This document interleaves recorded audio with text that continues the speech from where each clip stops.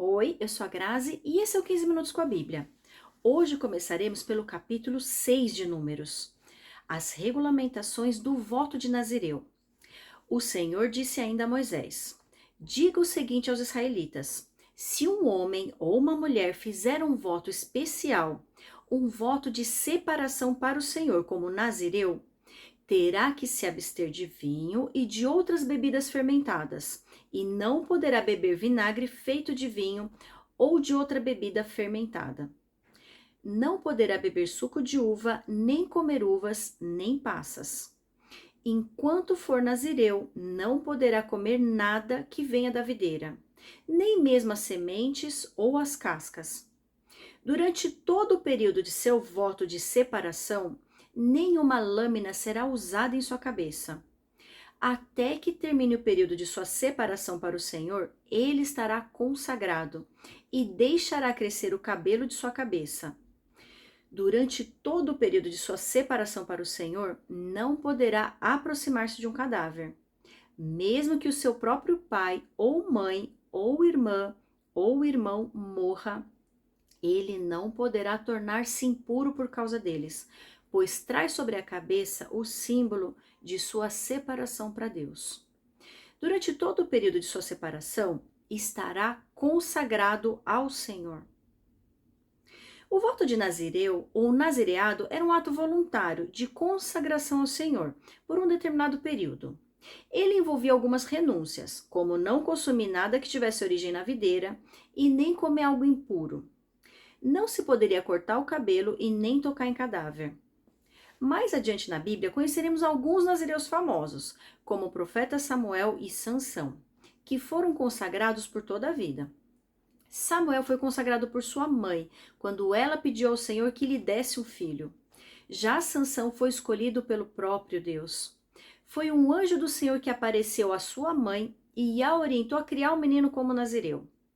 Mas Sansão, infelizmente, acabou quebrando todas as cláusulas de seu nazireado, sofrendo com isso as consequências de uma vida conturbada e um fim trágico.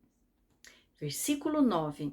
Se alguém morrer repentinamente perto dele, contaminando assim o cabelo que consagrou, ele terá que rapar a cabeça 7 dias depois, dia da sua purificação. No 8º dia, trará 2 rolinhas ou 2 pombinhos ao sacerdote, à entrada da tenda do encontro. O sacerdote oferecerá um como oferta pelo pecado e o outro como holocausto, para fazer propiciação por ele, pois pecou ao se aproximar de um cadáver. Naquele mesmo dia, o nazireu reconsagrará sua cabeça. Ele se dedicará ao Senhor pelo período de sua separação e trará um cordeiro de 1 ano de idade como oferta de reparação. Não se contarão os dias anteriores porque ficou contaminado durante a sua separação. Uma coisa interessante me chama a atenção aqui. A pureza durante o período do voto era tão importante que não poderia ser maculada nem de forma involuntária. O nazireu sabia que não podia aproximar-se de um cadáver. Mas se alguém viesse a morrer repentinamente perto dele, o tornaria impuro, invalidando assim todo o período em que permaneceu puro. Quando tomamos a decisão de nos consagrarmos a Deus, devemos estar cientes de que esse não é um voto qualquer. Exige cumprimento, independente do que outras pessoas possam vir a fazer, ou a influência que eles possam ter sobre nós. Não podemos atribuir aos outros a culpa por não cumprirmos nossos votos. A responsabilidade por nos mantermos puros é completamente nossa. Sabe aquela velha história? Eu acabei fazendo isso porque o fulano me levou a tomar essa decisão, ou segui por esse caminho. Percebo que com Deus não se brinca, pois até mesmo quando sofremos uma influência que não buscamos ou provocamos, somos responsáveis pelas consequências resultantes. Versículo 13. Este é o ritual do nazireu quando terminar o período de sua separação. Ele será trazido à entrada da tenda do encontro. Ali apresentará sua oferta ao Senhor. Um cordeiro de 1 ano e sem defeito como holocausto. Uma cordeira de 1 ano e sem defeito como oferta pelo pecado. um carneiro sem defeito como oferta de comunhão, juntamente com a sua oferta de cereal, com a oferta derramada e com o cesto de pães sem fermento, bolos feitos da melhor farinha amassada com azeite, e pães finos untados com azeite.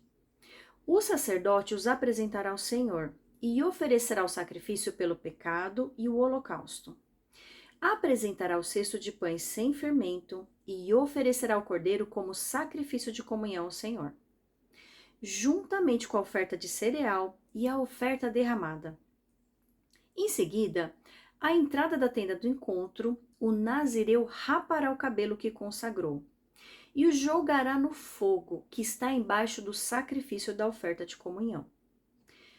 Depois que o nazireu rapar o cabelo da sua consagração, o sacerdote lhe colocará nas mãos um ombro cozido do carneiro, um bolo e um pão fino tirados do cesto, ambos sem fermento.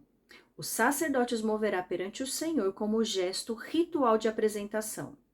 São santos e pertencem ao sacerdote, bem como o peito que foi movido e a coxa. Depois disso, o nazireu poderá beber vinho. Esse é o ritual do voto de nazireu e da oferta dedicada ao Senhor, de acordo com a sua separação, sem contar qualquer outra coisa que ele possa dedicar. Cumprirá o voto que tiver feito, de acordo com o ritual do nazireu. O nazireado não tinha a ver com castidade, mas sim com uma entrega espiritual. Era a pureza de seu espírito que mais importava. Mas naquela época eram requeridas renúncias físicas, como a abstenção de certos alimentos e bebidas, para demonstrar o seu compromisso com Deus. Após finalizado o período do voto, o nazireu deveria rapar a cabeça e oferecer o sacrifício, o holocausto e a oferta de comunhão, requeridos para fazer propiciação por si mesmo. Ele só estaria livre de seu juramento após cumprir com todas essas regulamentações diante do Senhor. Versículo 22, a bênção sacerdotal.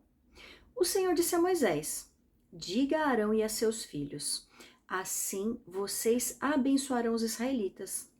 O Senhor te abençoe e te guarde. O Senhor faça resplandecer o seu rosto sobre ti e te conceda graça. O Senhor volte para ti o seu rosto e te dê paz. Assim, eles invocarão o meu nome sobre os israelitas e eu os abençoarei. Aqui vemos uma breve, mas linda bênção que o Senhor deu a Arão e seus filhos, para que seu nome fosse invocado para abençoar os israelitas. É quase como se fosse uma pequena oração intercessória. Creio fortemente no poder das palavras. A Bíblia nos mostra em Provérbios 18, 21, que a língua tem poder sobre a vida e sobre a morte. Os que gostam de usá-la comerão do seu fruto. A língua tem poder para ser usada tanto para o bem quanto para o mal. Não podemos ignorar o seu poder de criação, visto que Deus criou o mundo a partir da palavra proferida. As bênçãos devem fazer parte do nosso vocabulário cotidiano, especialmente sobre os nossos filhos e toda a nossa descendência.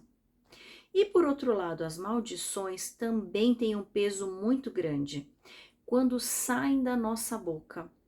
Precisamos ter consciência disso para não permitir que palavras aparentemente inofensivas saiam da nossa boca para amaldiçoar.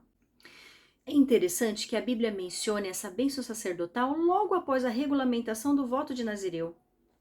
Como já dissemos algumas vezes anteriormente, não devemos considerar sacerdotes apenas aqueles que exercem algum tipo de ministério em alguma igreja, mas sim devemos atender ao chamado de fazermos parte de uma nação santa, geração eleita para propagar o evangelho através da palavra. Ao nos consagrarmos a Deus, não precisamos mais fazer renúncias quanto à comida ou bebida, ou mesmo quanto ao corte de cabelo. Mais importante que essas coisas é a nossa disposição para usar a nossa boca como forma de abençoar todo o povo de Deus. Ainda temos muito a aprender com o livro de Números e o próximo capítulo será bem desafiador, pois será muito repetitivo. Prepare-se para ter paciência e buscar o sentido implícito por trás de tanta repetição. Eu te espero no capítulo 7.